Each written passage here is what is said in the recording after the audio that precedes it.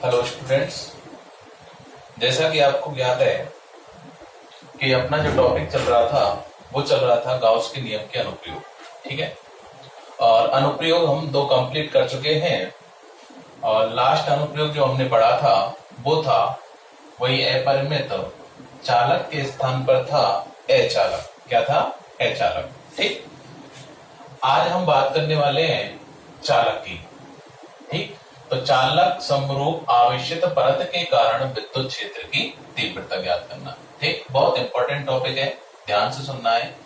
यहां से हर बार क्वेश्चन आता है, चाहे एग्जाम पर पूछ ले, ठीक है, आईआईटी हो, नीट हो, आरपीएससी हो, कोई भी एग्जाम हो, यहां से 100% एक क्वेश्चन तो पूछा जाता है। ठीक, तो ध्यान से सुनना इस टॉपिक को, बहुत इंपॉर्टेंट टॉपिक है। तो अपरिमित है, चालक है, समरूप आवेशित परत, परत कहे या पट्टिका कहे, मतलब दोनों का एक ही रहेगा। ठीक है, चाहे परत कहे चाहे पट्टिका कहे, चालक के लिए बात कर रहा हूं मैं, चाहे परत कहे चाहे पट्टिका कहे, मतलब एक ही रहेगा। ठीक है, अभी थोड़ी देर में हम पता कर लेंगे। तो देखो, सबसे पहले तो हम क्या निकालें, विद्युत क्षेत्र की तीव्रता पूछ रहा है तो अपना वही पुराना सिद्धांत कि जब क्षेत्र की तीव्रता बात कर रहा है तो क्षेत्र की तीव्रता कैसी राशि होती है? सदिश राशि होती है। और सदिश राशियों के लिए हमें दिशा भी ज्ञात करनी है और परिमाण भी ज्ञात करना है। ठीक है, तो सबसे पहले हम देखेंगे यहाँ पर दिशा। तो दिशा उसी अनुसार देख लेंगे जैसे हमने वहां पर बात की थी। ठीक है, तो देख लेते हैं साहब, ये अचालक पट्टिका है, सॉरी चालक पट्टिका है।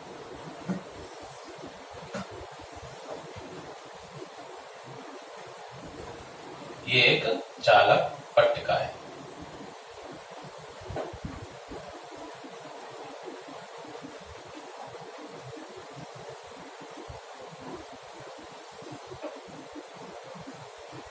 ये एक चालक पट्टिका है।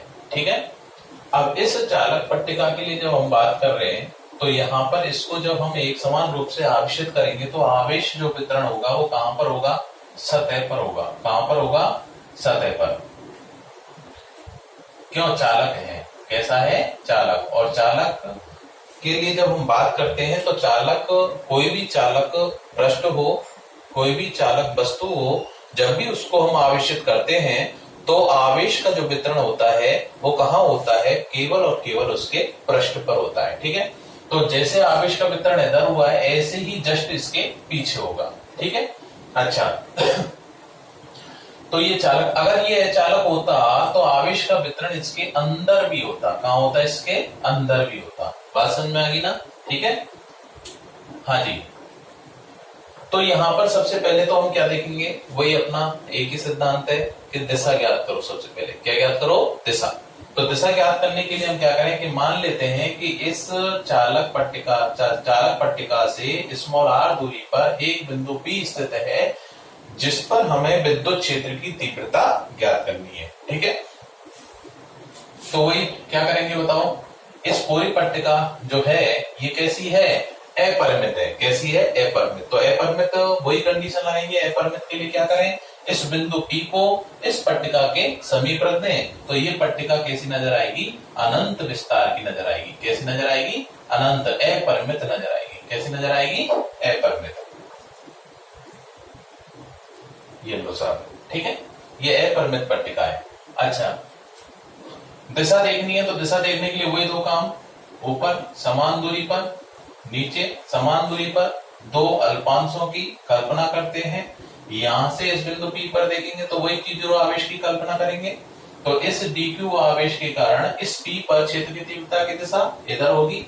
इस dq आवेश के कारण क्षेत्र की तीव्रता की दिशा इधर हो जाएगी। ठीक है, दोनों दूरियां सेम रहेंगी, ये वाली और ये वाली। ये थीटा कोण रहेगा, ये भी थीटा कोण रहेगा। ठीक है, जैसा कि लास्ट वीडियो में हम बात कर चुके थे विस्तार से, वही सेम दिशा होगी यहाँ पर। और ये डीई वेक्टर हो गया। ऐसे यहाँ भी क्या कर देंगे हम इसको, डीई वेक्टर। जब दूरी समान, आवेश समान, तो क्षेत्र की तीव्रताओं के परिमाण भी क्या होंगे? समान होंगे। लेकिन देखें तो इस अल्पांश के कारण क्षेत्र की तीव्रता की दिशा इधर है, इस अल्पांश के कारण क्षेत्र की तीव्रता की दिशा इधर है। ये थीटा कोण, तो ये ये वाला भी थीटा, ये थीटा तो ये थीटा। ठीक, क्या करेंगे, दोनों अलग अलग दिशाएं हैं तो इनको हम परिणामी की दिशा ज्ञात करने के लिए क्या करें, हमारे पास थीटा नहीं है, और जब थीटा नहीं है तो वही अपना एक ब्रह्मांड सूत्र क्या घटकों में विभाजित कर दो, तो ऊपर का घटक तो हो जाएगा डीई साइन थीटा। क्यों, जिसके साथ थीटा कोण बनाता है उस दिशा में घटक होता है डीई कॉस थीटा। क्या होता है, डीई कॉस थीटा। इसका भी किधर हो जाएगा, इधर ही हो जाएगा डीई कॉस थीटा। लंबवत घटक हो जाएगा इसका डीई साइन थीटा। तो ध्यान से देखो, डीई डीई दोनों परिमाण में समान, दिशा में विपरीत, तो एक दूसरे के प्रभाव को निरस्त कर देंगे। तो परिणामी जो आएगा वो कौन सी दिशा में आएगा, इन दोनों की दिशा में आएगा। ठीक है, तो इसका मतलब है कि जिस दिशा में परिणामी आ रहा है उसकी दिशा इन दोनों की दिशा के अनुदिश होगी। ठीक है, तो यहां से, और ये जो दिशा है वो इस चालक के पृष्ठ के कैसे नजर आ रही है, लंबवत नजर आ रही है। कैसे नजर आ रही है, लंबवत। क्लियर, तो यहां से हमने इसकी दिशा ज्ञात कर ली। ठीक, अब हम आगे बात करते हैं कि इसका परिमाण कैसे ज्ञात करें। ओके,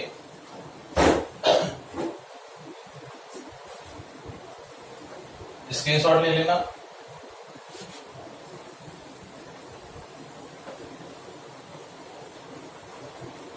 हाँ जी, तो परिमाण ज्ञात करने के लिए सबसे पहले वही अपना काम रहेगा कि किस नियम से ज्ञात कर रहे हैं।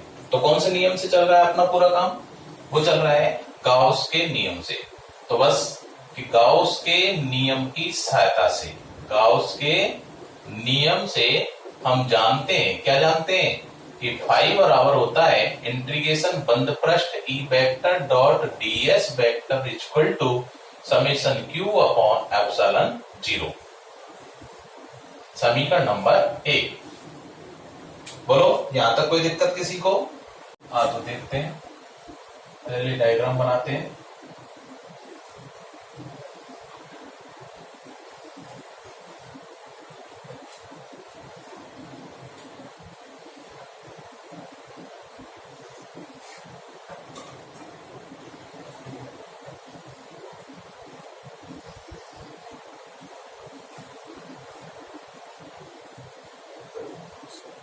ये मान लिया एक चालक पट्टिका है और इस प्रकार रखी हुई है। ठीक है, तो वो हमें इस प्रकार दिख रही है। कहने का मतलब ये है कि यहाँ आवेश का जब वितरण होगा तो कहाँ है, केवल सतह पर वितरण होगा। इसके अंदर जो आवेश होगा, चालक के अंदर जो आवेश होगा उसका मान कितना होगा, 0 होगा। ठीक है, चालक और अचालक में सिर्फ अंतर यही है क्या, कि चालक के अंदर कुल आवेश का मान 0 होता है। ठीक है, चालक में जब आवेश का वितरण होता है वो केवल और केवल कहां होता है, पृष्ठ पर होता है। ओके, हाँ जी, तो इसका मतलब इसके अंदर समेशन क्यू का मान कितना होगा, 0 होगा। ठीक है, तो अब यहां पर जब हम बंद पृष्ठ की कल्पना करते हैं, क्यों गाउस क्या कहता है कि बंद पृष्ठ चाहिए, और बंद पृष्ठ चाहिए तो कैसे, तो यहां से मान लेते हैं कि साहब इससे स्मॉल r दूरी पर एक बिंदु P स्थित है जिस पर हमें क्षेत्र की तीव्रता ज्ञात करनी है। ठीक है, तो वही P बिंदु इसके समीप है, तो ये कैसे हो जाएगी, अनंत विस्तारित हो जाएगी। ठीक, परिमित आकार हो जाएगा इसका, कैसा हो जाएगा, अपरिमित आकार हो जाएगा। ठीक है, अच्छा, तो देखना ध्यान से कि बंद पृष्ठ की कल्पना करो, और बंद पृष्ठ ऐसा होना चाहिए जो बिंदु P से होकर गुजरना चाहिए। ठीक है, तो देखना गौर से कि ये चालक परत है, ऐसे एक चालक परत इसके जस्ट पीछे वाली होगी, लेकिन इन दोनों परतों के बीच में यहां पर, यानी इसको मैं इस प्रकार कह सकता हूं, देखना गौर से, इस प्रकार, ये लो साहब, और इसके अंदर समेशन क्यू बराबर कितना है, 0 है। ठीक है, अब यहां पर जब बंद पृष्ठ की कल्पना करेंगे तो केवल और केवल आवेशित परत होनी चाहिए। ध्यान रखना, इस पूरे बंद पृष्ठ को अगर मैं कवर करता हूं, अगर इस पूरे चालक पट्टिका जो है इसको अगर पूरे बंद पृष्ठ में रखता हूं तो उसके लिए समेशन क्यू अंदर कितना हो जाएगा, 0 हो जाएगा। लेकिन मुझे यहां पर ये 0 नहीं रखना, क्यों, क्योंकि इसके कारण तो प्लस पारित होगा, ऐसे इसके कारण फ्लक्स इधर पारित होगा। ठीक है, तो बंद पृष्ठ की जब भी हम कल्पना करेंगे तो केवल और केवल किसके लिए बंद पृष्ठ, या तो इस परत के लिए बंद पृष्ठ बनाओ या फिर इस परत के लिए बंद पृष्ठ बनाओ। ठीक है, तो देखना गौर से। तो यहां पर जब बंद पृष्ठ की कल्पना करते हैं तो कल मैंने बताई थी आपको, या तो बेलनाकार बंद पृष्ठ की कल्पना कर लो या फिर घनाव आकृति का जैसे भी बनेगा। ठीक है, तो उसके लिए हम देख लेते हैं कि यहाँ पर जो क्षेत्रफल आएगा उसके लिए हम क्षेत्रफल क्या मान लेते हैं, ए मान लेते हैं। क्या मान लेते हैं, ए। ठीक है, अच्छा देखना गौर से। तो हम यहाँ पर एक बंद पृष्ठ की क्या कर लेते हैं, कल्पना कर लेते हैं, और वो बंद पृष्ठ जो है वो इस बिंदु P से होकर गुजरता है। ये लो सर।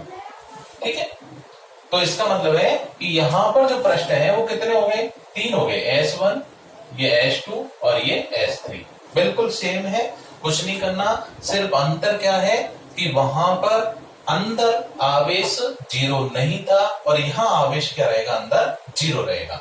ठीक है, तो इसलिए यहां पर जो चालक पट्टिका है वो 2 भागों में डिवाइड हो गई, एक तो इधर वाला पार्ट हो गया और एक इधर वाला पार्ट हो गया। तो दोनों के लिए अगर हम अलग अलग निकालें तो सेम आएगा मामला। ठीक है, अच्छा तो देखना गौर से। तो इसके लिए जब हम बात करते हैं तो यहाँ पर कितने पृष्ठ आ रहे हैं अपने पास, 3 पृष्ठ आ रहे हैं, एक S1 आ रहा है, एक S2 आ रहा है और एक S3 आ रहा है। ठीक, अच्छा तो सबसे पहले तो देखते हैं कि इस S1 S3 पर ये जो बिंदु P है इस पर विद्युत क्षेत्र की जो तीव्रता होगी इस प्लस के कारण वो किधर होगी, इसी दिशा में होगी। ठीक है, ऐसे इस वाले पृष्ठ पर देखें तो क्षेत्र की तीव्रता किधर होगी, वो भी इधर ही होगी।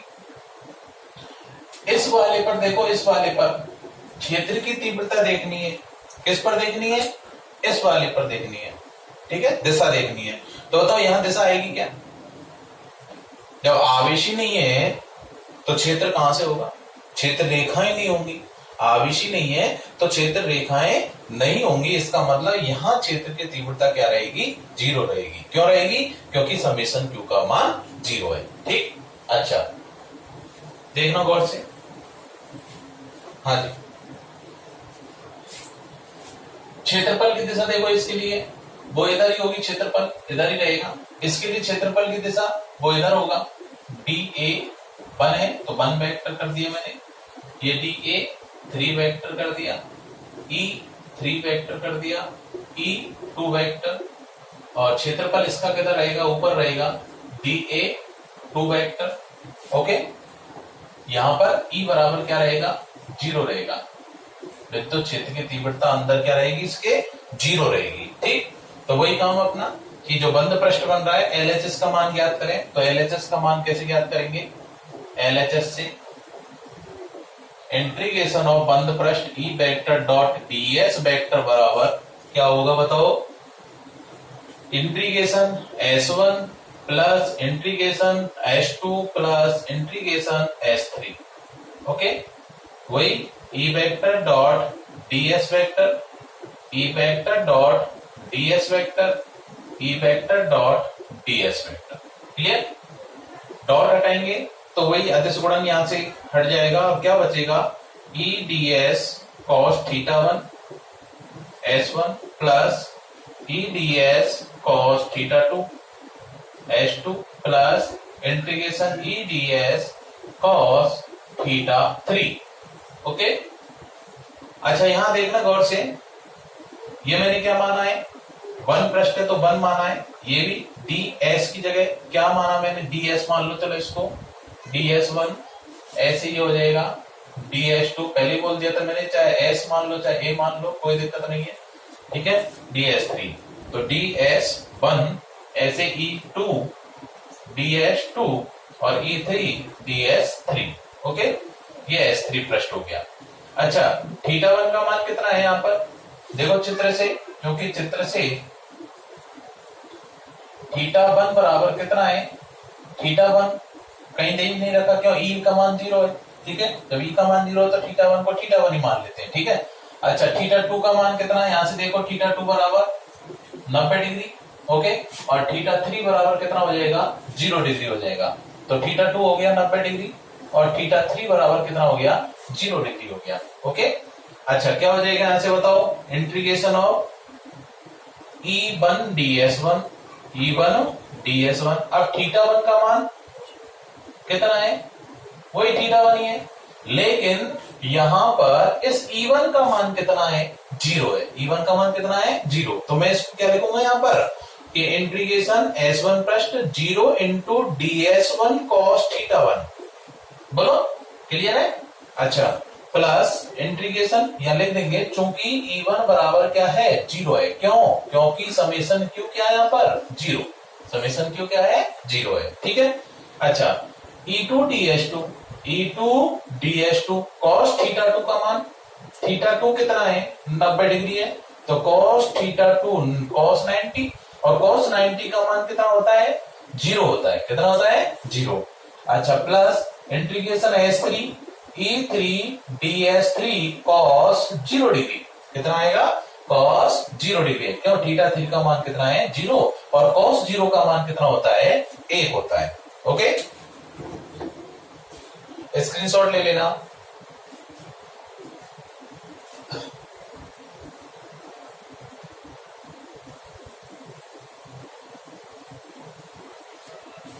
हाँ जी, आगे चलते हैं।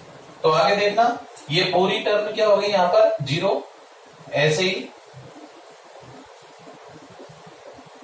ये वाली टर्म भी क्या हो गई 0 हो गई। तो बची कौन सी? ये वाली, अर्थात इंटीग्रेशन बंद पृष्ठ E vector dot ds vector बराबर कितना आ गया, इंटीग्रेशन S3 और E3 ds3 और cos 0 का मान 1, ये आएगा। ठीक है। अब E3 को मैं क्या मान लो भाई, E मान लो। क्या मान लो? E। ये विद्युत क्षेत्र की तीव्रता कितनी है? E है। ओके। अच्छा, अब चूंकि यहां पर देखना, चाहे इस वाले पॉइंट पर देखो, चाहे इस वाले पॉइंट पर देखो, चाहे इस वाले पर देखो, चाहे इस वाले पर देखो, देखो समान दूरी पर जो बिंदु P होगा उस बिंदु पर क्षेत्र की तीव्रता का मान क्या रहेगा, एक समान रहेगा। तो देखना, क्यों बंद पृष्ठ जो जाएगा वो ऐसे तो जाएगा पूरा, बंद पृष्ठ जो बनेगा वो इसी रेखा पर बनेगा। क्यों? बिंदु P यहाँ हो सकता है, यहाँ हो सकता है, यहाँ हो सकता है, यहाँ हो सकता है, यहाँ हो सकता है, इस प्रकार हो सकता है। ठीक है। तो इस पृष्ठ के लिए E जो रहेगा वो क्या रहेगा, एक समान रहेगा, सममित रहेगा। ठीक है, कांस्टेंट रहेगा। तो इसका मतलब इसको मैं समाकलन से बाहर निकाल सकता हूं। तो क्या आ जाएगा, integration E vector dot ds vector बराबर E को बाहर निकाला ds3 और S3 पृष्ठ।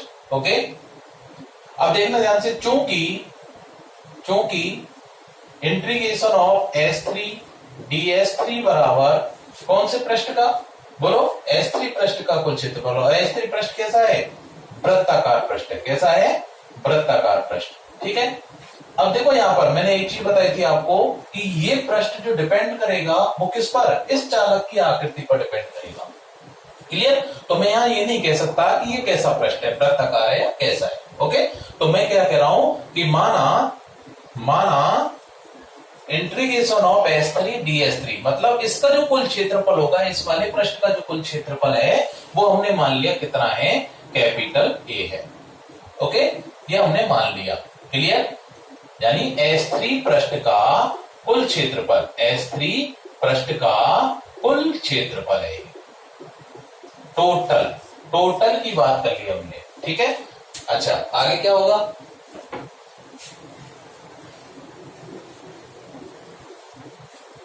देखना गौर से। अतः समीकरण 3 दे देता हूं इसको, 3 से क्या होगा, बोलो, इंटीग्रेशन बंद पृष्ठ E vector dot ds vector, ठीक है, बराबर होगा E और इंटू A। ये लो साहब, ये समीकरण नंबर 2 था और ये समीकरण नंबर हो गया 3। ठीक है। अच्छा, अब इससे आगे देखो, तो ये तो आ गया LHS। अब क्या निकाले हम, RHS का मान। किसका मान, RHS का। तो RHS से इसी प्रकार RHS, और RHS क्या था अपना, याद करो कि इंटीग्रेशन बंद पृष्ठ E vector dot ds vector बराबर था summation Q upon epsilon not. Okay, क्या था, summation Q upon epsilon not. इसका मतलब हम यहाँ क्या निकालेंगे, समेशन Q का मान ज्ञात करेंगे। अब समेशन Q का मान क्या होगा वो देखो, तो ये क्या है भाई, क्या है, ये चालक पट्टिका है, और हम किसकी बात कर रहे हैं, उस पट्टिका के अंदर इस परत की बात कर रहे हैं। तो एक परत तो ये रही और एक पीछे वाली परत हो गई। तो इस परत की हम चर्चा कर रहे हैं, केवल इस परत की, है ना। तो परत के लिए केवल और केवल हम क्या निकाल सकते हैं, क्षेत्रफल ज्ञात कर सकते हैं। क्या ज्ञात कर सकते हैं, क्षेत्रफल। अच्छा, और क्षेत्रफल ज्ञात करेंगे तो इसका मतलब इस जो आवेश का वितरण हो रहा है यहाँ पर, वो किस पर हो रहा है, लंबाई पर हो रहा है, आयतन में हो रहा है, या सतह पर हो रहा है, पृष्ठ पर हो रहा है, पृष्ठ पर हो रहा है। और पृष्ठ पर आवेश वितरण के लिए मुझे नहीं पता इस पर कुल कितना आवेश है, तो कुल आवेश ज्ञात करने के लिए अगर मुझे पता हो कि एकम क्षेत्रफल पर कितना आवेश है, तो मैं कुल आवेश निकाल सकता हूं पूरे पृष्ठ पर।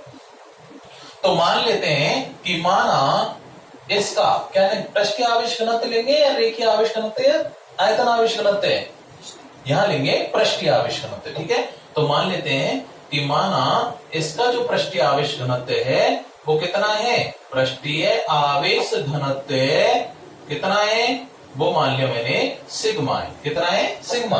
अतः और पूरे का क्षेत्रफल कुल कितना है, पूरे का कुल क्षेत्रफल कितना हो गया, ए हो गया। कितना हो गया, ए हो गया। तो क्या आ जाएगा यहां से कि समेशन क्यू बराबर आ जाएगा सिग्मा इंटू ए, पृष्ठीय आवेश घनत्व की परिभाषा से। ठीक है, अच्छा, तो यहां से समीकरण नंबर ये आ गया 4। तो समीकरण 3 और 4 से मान समीकरण 1 में रख दे। ठीक है, आज मिटा दो। तो समीकरण 3 और 4 से मान, समीकरण 3 व 4 से मान 1 में रखने पर क्या होगा, इंटीग्रेशन बंद पृष्ठ E vector dot DS vector बराबर summation Q upon epsilon naught. ये था समीकरण 1, यही था। अच्छा, इसका मान कितना है बताओ, ई इंटू ए बराबर होगा इसका मान सिग्मा इंटू ए बटे एप्सिलॉन 0। ए से ए गया, तो आंसर जो आया अपना निकल के वो क्या आया है, ये आ गया ई बराबर सिग्मा अपॉन एप्सिलॉन 0। ये लो साहब। तो चालक समरूप आवेशित परत या पट्टिका के कारण जो विद्युत क्षेत्र की तीव्रता है वो सिग्मा अपॉन एप्सिलॉन नॉट होती है, और अचालक परत जो थी उसके लिए ई का मान था सिग्मा अपॉन 2 एप्सिलॉन नॉट। कितना था, सिग्मा अपॉन 2 एप्सिलॉन नॉट। ठीक है, चालक पट्टिका है तो कितना है, सिग्मा अपॉन एप्सिलॉन नॉट, और अचालक के लिए कितना था, सिग्मा अपॉन 2 एप्सिलॉन नॉट। इसका मतलब कि अचालक के लिए देखो ये किसका हो गया, सिग्मा अपॉन एप्सिलॉन 0 चालक का। तो ये क्या आ गया यहां से कि अचालक बराबर चालक बटे 2। ये तो आया नहीं कि अचालक के कारण जो विद्युत क्षेत्र तीव्रता है वो बराबर है किसके, सिग्मा अपॉन एप्सिलॉन 0 किसकी, चालक के। तो चालक के कारण क्षेत्र की तीव्रता बटे 2 है।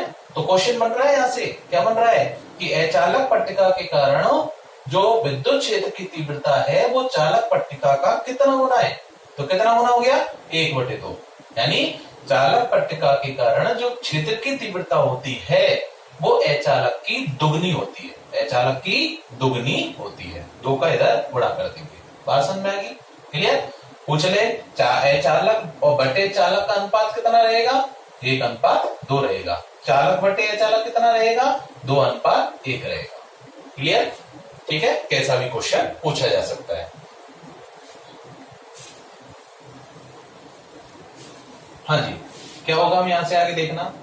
तो इससे हमें क्या पता चल रहा है कि E बराबर सिग्मा अपॉन एप्सिलॉन नॉट से क्या पता चल रहा है कि E का मान इस R पर निर्भर नहीं करता है ना, कांस्टेंट मान आ रहा है। क्यों, sigma constant, epsilon not constant, तो E का मान R पर डिपेंड नहीं करेगा। जब R पर डिपेंड नहीं करेगा तो E समानुपाती में लिख सकता हूं R की घात 0। उसी अनुसार जैसे वहां किया था हमने, उसी अनुसार E जो है वो R की घात 0 के समानुपाती। क्लियर। अच्छा, देखना गौर से। तो यहां से E और R के मध्य आलेख कैसा आएगा बताओ।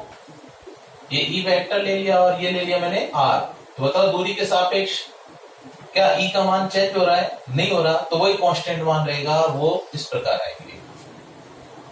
ठीक है, तो ये अपना टॉपिक था अपरिमित अपरिमित चालक समरूप आवेशित परत के कारण विद्युत क्षेत्र की तीव्रता, मतलब intensity of electric field due to uniformly charge conducting infinite sheet. Okay, हाँ जी, तो E समानुपाती R की घात 0, बहुत इंपॉर्टेंट टॉपिक है, ध्यान से देखना, समझना, पढ़ना, कहीं भी कोई समस्या आए तो पूछना, ठीक। अच्छा, इस पर एक क्वेश्चन और देख लेते हैं हम यहां पर आधारित, वो सुनना ध्यान से। मिटा देता हूं।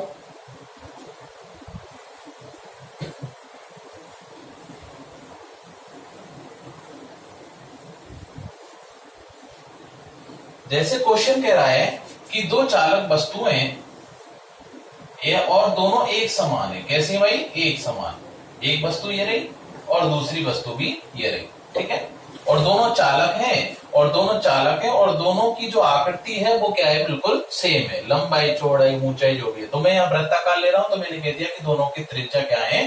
सेम। मान लिया इसकी ए थी और इसकी बी थी, तो यहां पर हो गया ए बराबर बी। बात समझ में आ गई?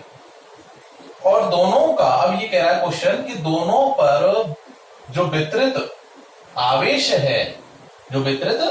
है, है ना, जो दोनों का आवेश छोड़ो, अभी यहां फिलहाल हम एक बात कर लेते हैं इसकी पृष्ठ आवेश घनत्व। तो दोनों पर जो स्थित पृष्ठ आवेश घनत्व है, यानी एकांक क्षेत्रफल में जो वितरित आवेश है सिग्मा, दोनों के लिए क्या है? सेम है। दोनों के लिए क्या है? सेम। किसका मान सेम है भाई? यहाँ सिग्मा 1 है और ये मान लिया सिग्मा 2 है। उसने क्या दे रखा है? सिग्मा दे रखा है। ध्यान रखना, दोनों पर वितरित पृष्ठ आवेश घनत्व का मान क्या है? सेम। ओके, और जब पृष्ठ आवेश घनत्व दे रखा है, चूंकि दिया है, क्या दिया है कि सिग्मा 1 बराबर सिग्मा 2। अब ये कह रहा है कि दोनों की क्षेत्र की, दोनों की देखो त्रिज्या दोनों की अलग अलग मान ली हमने। क्या मान ली? दोनों की त्रिज्या अलग अलग, कि इसकी त्रिज्या क्या है? ए है और इसकी त्रिज्या क्या है? बी है, और दोनों पर जो वितरित पृष्ठ आवेश घनत्व है वो बिल्कुल सेम। ओके, तो बताओ, जब दोनों पर वितरित कुल आवेश सेम है, पृष्ठीय आवेश घनत्व दोनों पर वितरित कितना है? सेम है, तो उस स्थिति में विद्युत क्षेत्र की तीव्रताओं का अनुपात क्या होगा? तो बताओ, E1 बट्टे E2 का मान क्या होगा? दोनों चालक है, ध्यान रखना। तो चालक के लिए E1 बराबर क्या आएगा? सिग्मा 1 अपॉन एप्सिलॉन नॉट, ठीक। चालक के लिए कितना आएगा? Sigma 2 upon epsilon not. अब जब सिग्मा 1 और सिग्मा 2 दोनों बराबर हैं, तो उस कंडीशन में ये दोनों कैंसिल आउट, क्या बच गया? 1:1। ये आंसर आएगा, ठीक है। चाहे दोनों की त्रिज्या अलग अलग है, कोई दिक्कत नहीं है, कोई प्रॉब्लम नहीं है। ओके, दोनों की आकृति अलग अलग हो, कोई दिक्कत नहीं है। लेकिन अगर वो कह रहा है कि सिग्मा दोनों का अगर सेम है, आकृति दोनों की अलग अलग हो, कोई दिक्कत नहीं है, लेकिन अगर सिग्मा दोनों का क्या है? सेम है, तो उस कंडीशन में क्षेत्र की तीव्रताओं का जो अनुपात आएगा वो क्या आएगा? 1:1 आएगा। क्लियर? तो आशा करता हूं आपको वीडियो पसंद आई होगी। तो वीडियो को लाइक कर लेना, सब्सक्राइब कर लेना, जिससे कि आगे की आपको वीडियो मिलती रहे। धन्यवाद।